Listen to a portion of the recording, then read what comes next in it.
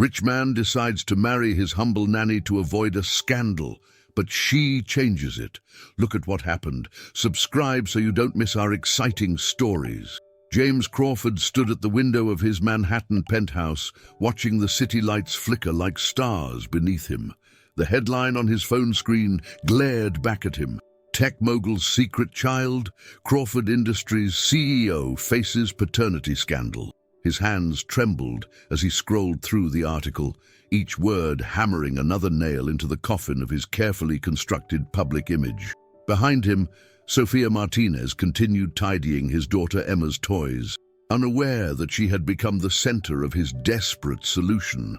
For the past year, she had been Emma's nanny, the only person who had managed to bring joy back into his daughter's life after her mother's death. Now, she might be his only chance at salvaging both his reputation and his company's future. "Sofia," he called out, his voice unusually strained, "we need to talk." She looked up, her dark eyes reflecting concern. At 28, Sofia was everything James wasn't: warm, unpretentious, and genuinely caring.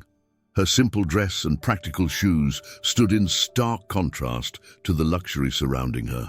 Yet she carried herself with a quiet dignity that even James had come to respect. "Is everything okay, Mr. Crawford?" she asked, setting down the stuffed animal she'd been holding. James ran his fingers through his salt and pepper hair, the weight of his 50 years suddenly heavy on his shoulders. "No, Sofia, everything is not okay. I'm about to ask you something completely inappropriate, and I need you to hear me out before you respond." He pulled up the article on his tablet and handed it to her.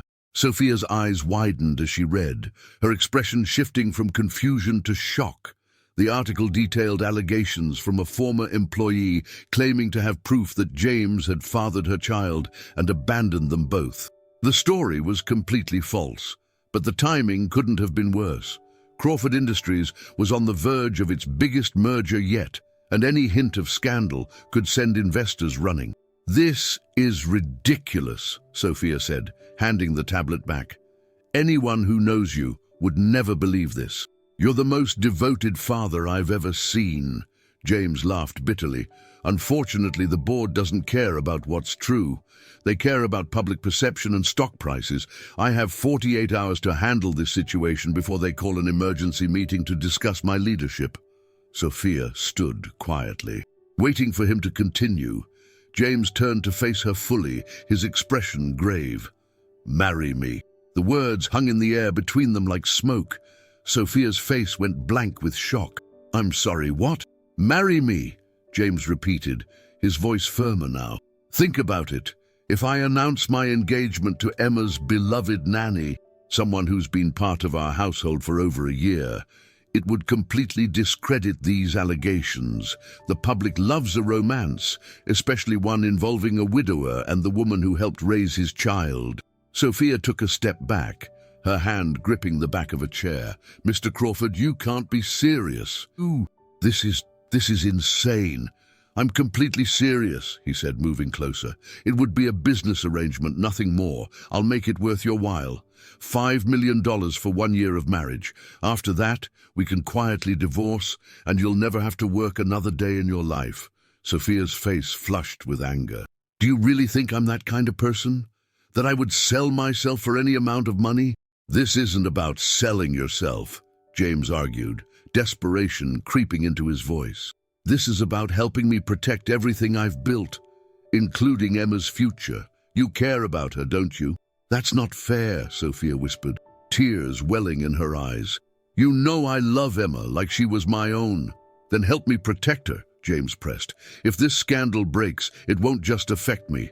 The media will be relentless. They'll camp outside our home, follow her to school, dig into every aspect of our lives. Is that what you want for her?" Sofia closed her eyes, a tear rolling down her cheek. When she opened them again, there was a steely determination there that James had never seen before. "If, and I mean if, I agree to this, I have conditions," she said firmly. James nodded eagerly. "Name them."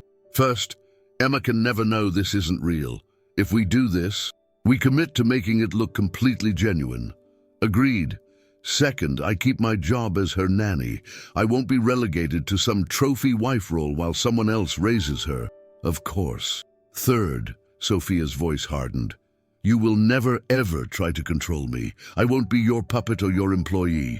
If we do this, we're equal partners in this deception. James felt a flicker of annoyance at her tone, but pushed it down. He needed her, and she knew it. Done, he said, extending his hand. Do we have a deal? Sofia looked at his outstretched hand for a long moment before taking it. Her grip was surprisingly firm. We have a deal, Mr. Crawford. James, he corrected, if you're going to be my wife, you should probably start using my first name. Sofia nodded slowly, the weight of what she'd just agreed to settling over her like a heavy cloak. James, she repeated, testing the name on her tongue. Neither of them could have known in that moment how their carefully constructed plan would unravel, or how their pretense would slowly transform into something neither of them had bargained for. As they stood there, hands clasped in agreement, the wheels of fate had already begun to turn, leading them down a path that would challenge everything they thought they knew about love, pride, and the true meaning of family.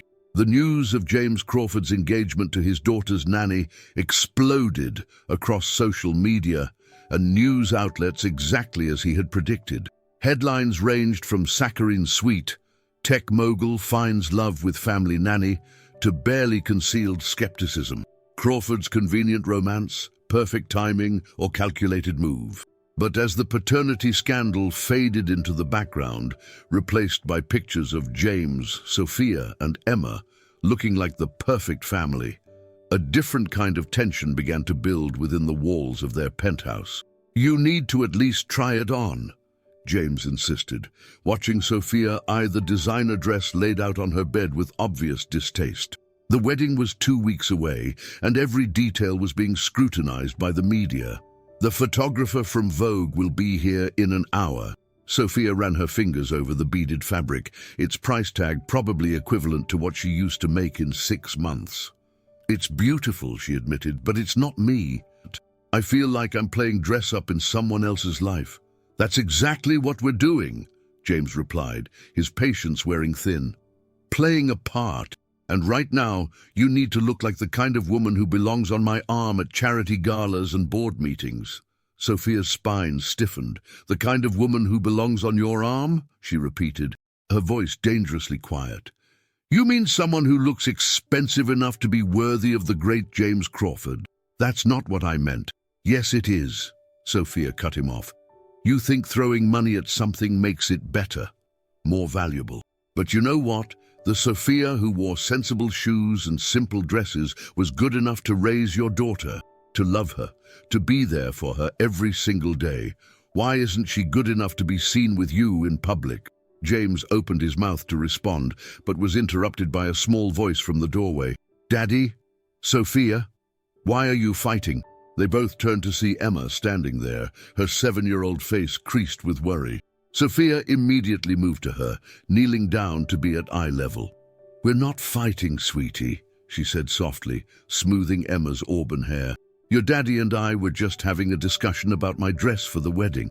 Is that it? Emma asked, pointing to the designer gown. It's pretty, but it doesn't look like you. Sofia, you're prettier in your normal clothes. James watched as Sofia's eyes filled with tears, and something uncomfortable shifted in his chest. He'd been so focused on maintaining appearances, on making sure their facade was perfect, that he'd forgotten why he'd chosen Sofia for this plan in the first place. It wasn't just because she was convenient. It was because she was real, genuine in a way that was increasingly rare in his world.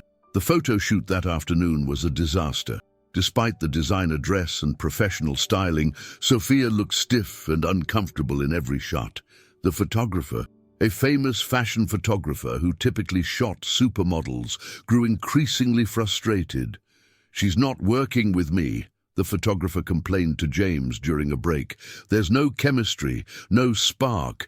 Maybe we should consider hiring a professional model to stand in. Absolutely not, James cut him off, surprising himself with the vehemence in his voice. He looked over at Sofia, who was sitting with Emma, helping her with her math homework between shots, still somehow managing to be a nanny, even in $1,000 couture. That evening, after Emma was in bed, James found Sofia in the kitchen, making herself a cup of tea in her usual simple clothes, the designer dress abandoned upstairs. "I'm sorry," he said, the words feeling foreign on his tongue. "About earlier. You were right." Sofia looked up, surprise evident on her face. The great James Crawford apologizing? Should I alert the media? Despite himself, James felt a smile tugging at his lips. "I deserve that, but I mean it. I've been difficult." "Difficult is putting it mildly," Sofia replied, but there was a hint of humor in her voice. She pushed a cup of tea toward him. "Here, you look like you could use this." James accepted the cup, noting how different it felt from his usual expensive coffee served in fine china. The mug was ceramic, well worn, with a chip on the rim. The tea was simple but somehow comforting. "I've spent so long in this world," he said quietly, staring into his cup. "This world of appearances and expectations. Sometimes I forget there's another way to live." Sofia studied him over the rim of her own mug. "Is that why you married Emma's mother? Because she fit the appearance you wanted to project?" The question caught him off guard. In the year she'd worked for him, Sofia had never asked about Catherine. He'd never offered information either. The wound of losing his wife still too raw even 3 years later. "No," he said finally. "I married Catherine because she saw through all of that. She was real, like you." The last words slipped out before he could stop them, and he saw Sofia's eyes widen slightly. "Tell me about her," Sofia asked softly. "Emma has her smile, but she never talks about her mother. I think she's afraid it will make you sad." James felt the familiar ache in his chest, but for the first time, talking about Catherine didn't feel impossible. Maybe it was the late hour, or the simple comfort of the kitchen, or maybe it was just Sofia's quiet presence, but the words began to flow.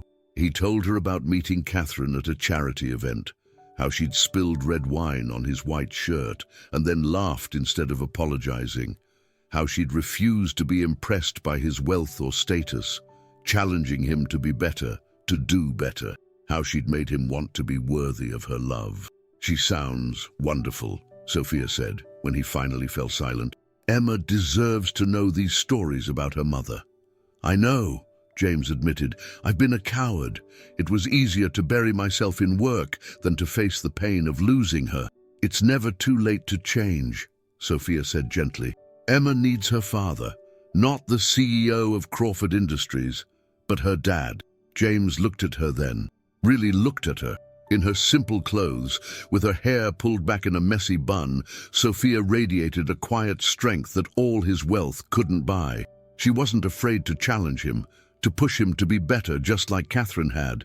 The realization hit him like a physical blow. He was falling for her, not the carefully curated image he'd tried to create for their publicity photos, but the real Sofia, with her sensible shoes and unwavering integrity. This wasn't part of the plan. This wasn't supposed to happen. Their marriage was meant to be a business arrangement, nothing more. But as he watched her rinse out their cups, humming softly to herself, James Crawford realized that for the second time in his life, a woman was about to turn his perfectly ordered world upside down. What he didn't know was that Sofia had secrets of her own, secrets that would soon test their fragile connection and force them both to question everything they thought they knew about love, trust, and redemption. The wedding was a spectacle that dominated New York's social scene. Every detail was meticulously planned, from the cascade of white orchids transforming St. Patrick's Cathedral to the hand-calligraphed placecards at the Plaza Hotel reception. James had spared no expense, ensuring their union would be the society event of the year. But amidst the glamour and carefully orchestrated moments, it was the unscripted ones that threatened to unravel everything. During the ceremony, when Emma spontaneously hugged both James and Sofia after they exchanged rings, Sofia's tears weren't part of the act. When James kissed her, it wasn't the chaste, camera-ready kiss they'd practiced. There was a moment, brief but electric, when their eyes met and the line between pretense and reality blurred dangerously. The reception was in full swing when James noticed Sofia had disappeared. He found her in a quiet corridor, sitting on a window seat, still wearing her wedding gown, but with her uncomfortable heels kicked off beneath her. "Hiding from our guests?" he asked, loosening his bow tie as he sat beside her. "Just needed a moment," she replied, staring out at the city lights. "It's all so much." James followed her gaze, seeing the reflection of their unlikely pair in the window glass. The powerful CEO and the former nanny, now supposedly united in marriage. But the reflection showed something else too, the way Sofia's hands were trembling slightly, the tension in her shoulders. "What's wrong?" he asked, genuine concern coloring his voice. "And don't say nothing. I've gotten better at reading you these past few weeks." Sofia turned to face him, and in her eyes he saw a vulnerability that made his chest tighten. "I ran into someone at the reception, someone from my past." James felt a flicker of alarm. "Someone who might expose our arrangement?" "No," Sofia said quickly, then hesitated. "At least, not in the way you're thinking. It's complicated." "We have time," James said, checking his watch. "The party will go on for hours without us." Sofia took a deep breath, smoothing invisible wrinkles from her dress. "His name is Marco Vega. He was my fiancé." James felt something cold settle in his stomach. In all their planning, in all the background checks and preparations, how had he missed this? We were engaged 3 years ago. He was a resident at the hospital where I worked as a pediatric nurse before. She trailed off, and James saw a shadow cross her face. "Before what?" "Before everything fell apart," she said quietly. "Marco was brilliant, dedicated. He worked so hard to get where he was, the first in his family to go to college, let alone medical school. But he was also ambitious, too ambitious." James stayed silent, sensing there was more to the story. "There was a clinical trial at the hospital," Sofia continued, her voice barely above a whisper. "New treatment for childhood leukemia. Marco was part of the research team. He falsified data to make the results look better than they were. He said it was for the greater good, that getting the treatment approved would save lives in the long run." "But you didn't agree," James said softly, beginning to understand. "Those were real children," Sofia said, her voice cracking. "Real families hoping for a miracle. I couldn't be part of a lie that might hurt them, so I reported it." James felt a new respect blooming in his chest. "That must have been difficult." Sofia laughed bitterly. "Difficult doesn't begin to cover it. Marco lost his medical license. His career was over before it really began. My own family, they didn't understand. In our community, loyalty is everything. I was the one who destroyed a good man's future, who broke trust with family." "You did the right thing," James said firmly. "Did I?" Sofia turned to him, her eyes shining with unshed tears. "Marco's at the reception right now, working as a pharmaceutical sales rep. He came up to congratulate me, to tell me he's engaged to someone else. He seems happy. Meanwhile, I lost everything. My job, my family's respect, my community. I couldn't even work as a nurse anymore. No hospital would hire the whistleblower who took down their own fiancé." "That's how you ended up as a nanny," James realized. Sofia nodded. "It was the only way I could still work with children. But seeing Marco tonight, he said something that scared me." James felt his protective instincts surge. "Did he threaten you?" "Not exactly. He said, 'I hope you know what you're doing, Sofia. Secrets have a way of coming back to haunt us.' The way he looked at me, he knows, James. He knows this marriage isn't real." James reached for her hand without thinking, surprised by how natural it felt to comfort her. "Let him suspect what he wants. He has no proof." "You don't understand," Sofia said, squeezing his hand. "Marco was always good at reading people. If he can see through us, others might too. And he's right. I am living another lie, just like the one I condemned him for." "This is different," James argued. "We're not hurting anyone, aren't we?" Sofia pulled her hand away. "What about Emma? What happens when our year is up and her world falls apart again? What about your employees, your investors, everyone who believes in this fairy tale we're selling? James felt the weight of her words settle over him. He'd been so focused on protecting his reputation, his company, that he hadn't fully considered the moral implications of their deception. "I never thought I'd become this person," Sofia continued, her voice thick with emotion. "Someone who lives a lie, who pretends to be something she's not. I fought so hard to stay true to my principles. And now look at me, wearing a $100,000 dress, playing the role of the social climber who married her wealthy boss." "That's not who you are," James said firmly. "Anyone who spends 5 minutes with you knows that. Do they?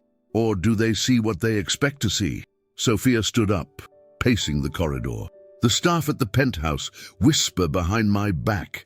Your society friends smile to my face while judging every move I make. Even your board members think I'm some kind of gold digger who engineered this whole thing."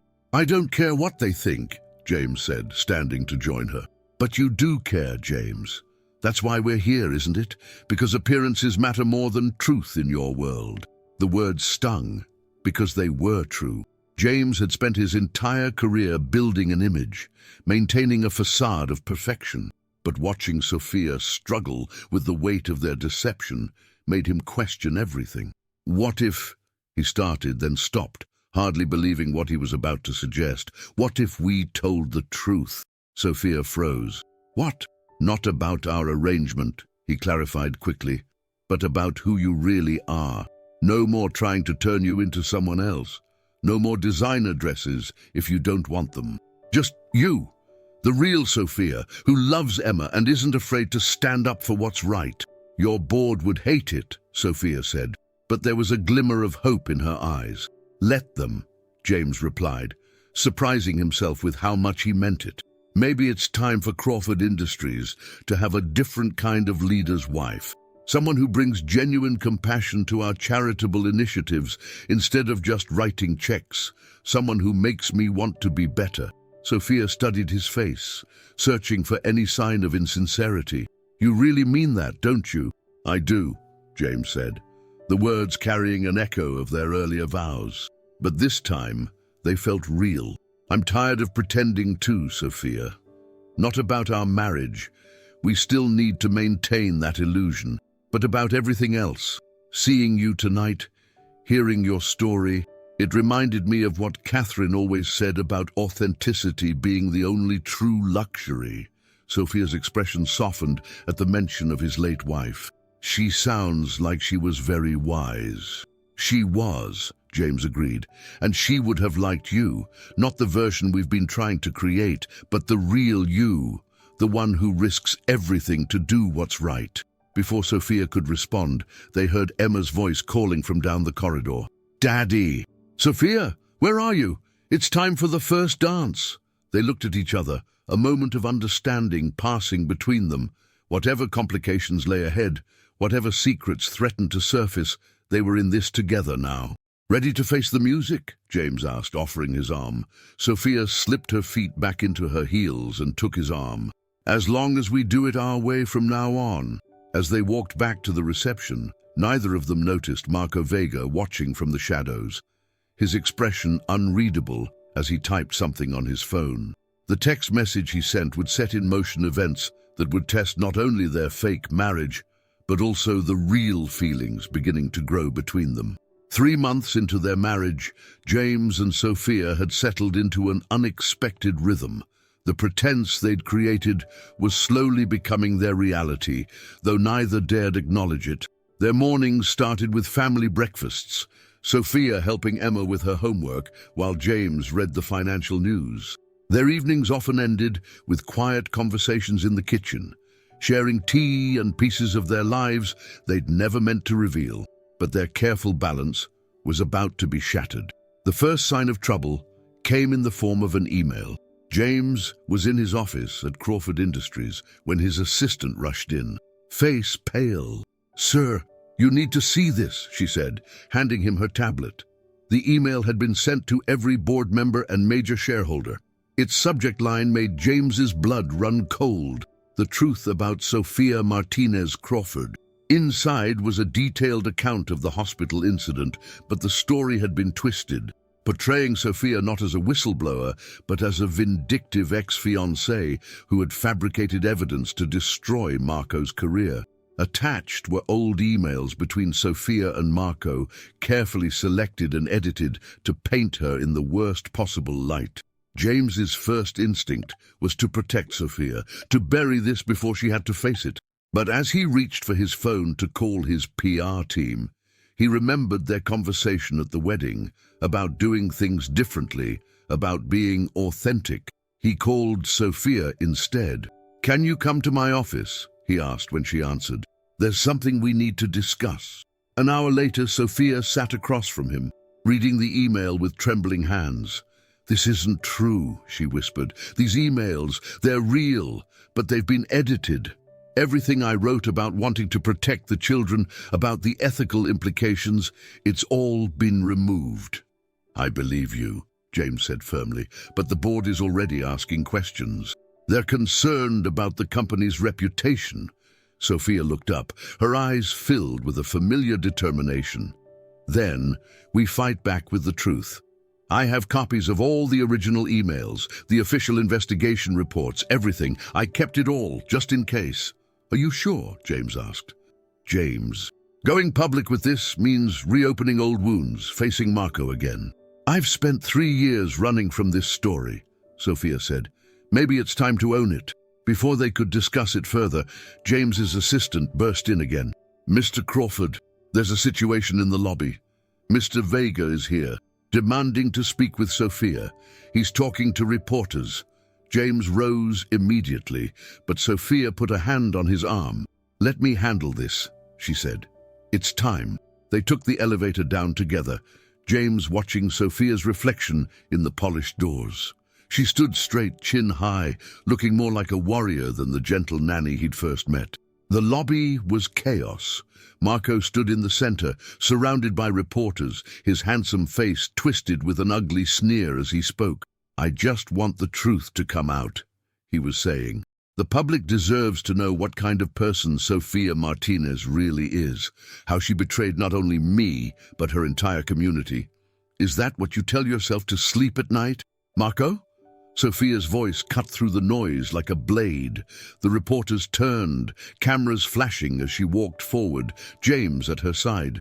"Is that how you justify what you did?" she continued, her voice steady despite the tremor James could feel in the hand he held. "By making me the villain." Marco's confident expression faltered slightly. "Sofia, you destroyed my life." "You destroyed your own life," she interrupted, "when you chose to falsify data in a clinical trial for children with cancer. Children who were desperately ill, whose parents trusted us to help them." The reporter's attention shifted, pencils scratching frantically in notepads. "That's not—" Marco started, but Sofia wasn't finished. "You want to talk about betrayal."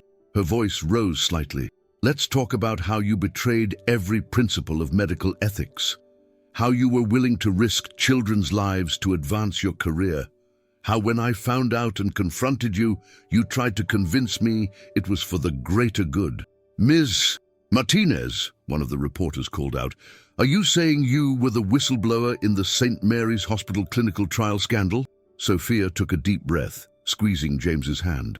"Yes, I reported the data falsification to the hospital board and the FDA. I have all the original documentation, including the unedited emails Mr. Vega selectively quoted in his message to Crawford Industries board."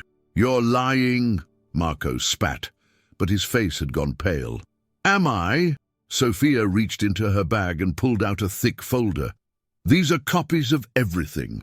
The original trial data, the falsified reports, our email exchanges, the official investigation findings. I'm happy to provide them to any reporter who wants to fact-check my story." The reporters surged forward, but James stepped in front of Sofia. "My wife will hold a proper press conference tomorrow morning to address all your questions.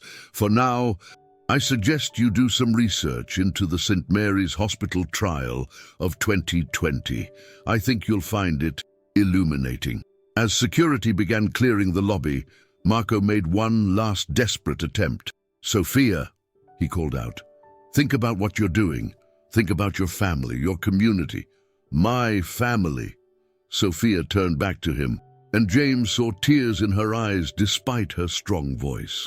"My family should have stood by me when I did the right thing. My community should have cared more about protecting innocent children than about protecting your reputation. But they didn't, and that's something they'll have to live with, just like you have to live with what you did." She turned to James, her voice softer. "Take me home. Emma will be back from school soon." The drive home was quiet, both of them processing what had just happened. Finally, James spoke. "I'm sorry," he said. Sofia looked at him in surprise. "For what?" "For ever thinking I needed to change you. You're the strongest person I've ever met." She smiled slightly, though her eyes were still troubled. "I don't feel very strong right now. I'm terrified about tomorrow, about having to tell this story publicly." "You don't have to." "Yes, I do," she interrupted. "Not just for me or for the company, but for Emma. She needs to see that standing up for what's right isn't always easy, but it's always worth it." James felt something shift in his chest, a feeling he'd been trying to ignore for weeks now. "Sofia, I need to tell you something." But they had arrived at their building, and Emma was already running out to meet them, her face bright with excitement about her day at school. The moment passed, but James couldn't shake the realization that had hit him. He was falling in love with his wife. His real wife, not the carefully constructed image they'd created for the public. That evening, after Emma was asleep, they sat in their usual spots in the kitchen. But instead of tea, James pulled out a bottle of wine. "We might need something stronger tonight," he said, pouring 2 glasses. Sofia accepted hers with a small smile. "Remember the first night we sat here? When you apologized for trying to make me wear that ridiculous dress?" "I was an idiot," James admitted. "Was?" Sofia teased, but her smile faded quickly. "James, what if this backfires? What if people believe Marco's version? Your company is just a company," he finished. "I've been thinking a lot about what really matters, about the kind of example I want to set for Emma." Sofia studied him over her wineglass. "Who are you, and what have you done with James Crawford?" He laughed, but then grew serious. "I mean it, Sofia, these past 3 months, you've changed me, made me see things differently." "James," she said softly, a warning in her voice. "Don't." "Why not?" He set his glass down, leaning forward. "Why can't we talk about what's really happening here?" "Because this isn't real," she whispered, though she couldn't meet his eyes. "This marriage, these feelings, it's all built on a lie." "Is it?" He reached across the table, taking her hand. "Because everything I feel when I'm with you feels real. The way you are with Emma, the way you challenged me to be better, the way you stood up to Marco today, it's all real." Sofia pulled her hand away, standing abruptly. "We can't do this. Tomorrow morning I have to go out there and tell the truth about what happened at St. Mary's. I can't tell one truth while living another lie." "Then let's stop lying," James said, standing too. "Not about how we got here. We still need to protect Emma from that. But about how we feel now." "James, please." Sofia's voice broke slightly. "I can't handle any more complications right now."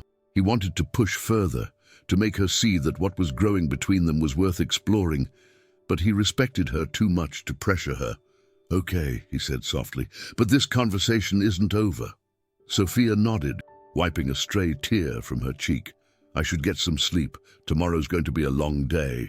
As she left the kitchen, James watched her go, knowing that tomorrow would change everything, not just for Sofia's reputation, but for their carefully constructed world of pretense and denial. What neither of them knew was that Marco had one more card to play, one that would force them to confront not only the truth about their feelings, but also the very foundation of their marriage. The press conference was set to begin in 30 minutes, and Sofia stood before the mirror in James's office, adjusting her simple blue dress. She had rejected the designer outfit the PR team had suggested, choosing instead to be herself. The real Sofia, who had nothing to hide anymore. James watched her from the doorway, his heart heavy with unspoken words. The morning news shows were already running stories about the St. Mary's hospital scandal, most of them surprisingly sympathetic to Sofia's position. But Marco's final attack was about to change everything. "Sofia," he said softly, "there's something you need to see." She turned to find him holding his phone, his face grave. On the screen was an email from Marco, sent directly to James this time. Attached was a recording, a conversation from that first night, when James had proposed their marriage arrangement. "He was there," Sofia whispered, her face pale, "at the penthouse.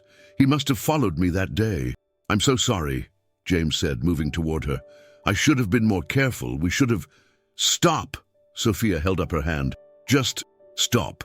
We need to think clearly. He's threatening to release this unless what? Unless you retract your statements about the hospital scandal and publicly apologize to him." Sofia laughed, but there was no humor in it. "Of course. He wants to destroy my credibility completely. We can find another way," James said desperately. "My lawyers!" "No!" Sofia's voice was firm. "No more lies, no more cover-ups. I meant what I said last night. I can't tell one truth while living another lie. Sofia, please, think about Emma." "I am thinking about Emma," Sofia's voice broke.